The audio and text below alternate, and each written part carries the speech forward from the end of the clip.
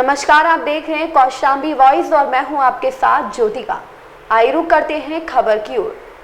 12 वर्ष बाद गांव लौटकर आए युवक ने खुद को मारी, सीने में गोली, युवक की हुई मौत। कौशाम्बी जिले में 12 वर्ष बाद गांव लौटकर आए एक युवक ने खुद को सीने में गोली मारकर आत्महत्या कर लिया। सूचना पर पहुंची पुलिस ने शव को कब्जे में लेकर पोस्टमार्टम के लिए भेज दिया है। घटना पश्चिम शरीरा थाना क्षेत्र के गडरिया का पूरा माजरा डड़वाल की है, जहां के लोग यही सवाल एक दूसरे से पूछ रहे हैं कि क्या अपराध बोध से मुक्ति की बेचैनी मृतक अमित को गांव लेकर आई थी। बताया जा रहा है कि 12 साल पहले मृतक अमित यादव के पिता कंचन यादव अपनी ही पत्नी की कुल्हाड़ी से काटकर हत्या कर दी गई थी।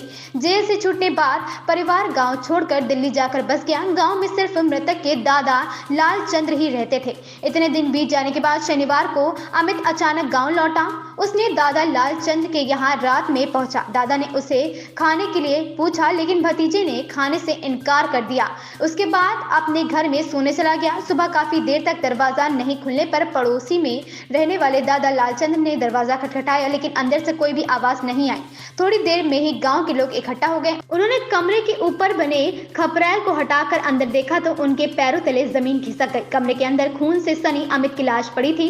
इसकी सूचना पश्चिम शरीरा पुलिस को दी गई। सूचना पर पहुंची पुलिस ने कमरे का दरवाजा तोड़कर शव को कब्जे में लिया। कमरे से एक 315 बोर का अवैध तमंचा और कारतूस बरामद हुआ। अमित के सीने में एक गोली लगी थी, जिससे संभवतः मौत हुई होगी।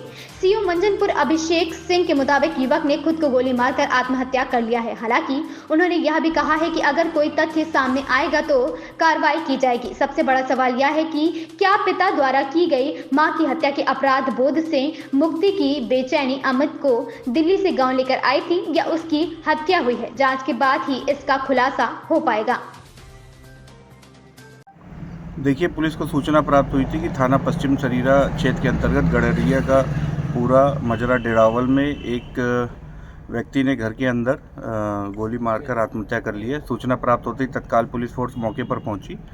वहां पर ये देखा गया कि जो मृतक है उसने अपने कमरे को अंदर से बंद करके एक अवैध शस्त्र से खुद को गोली मारकर आत्महत्या कर ली थी।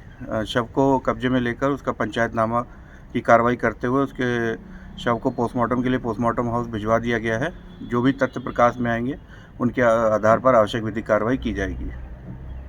इस खबर में बस इतना ही। बने रहिए कौशाम्बी वॉइस के साथ।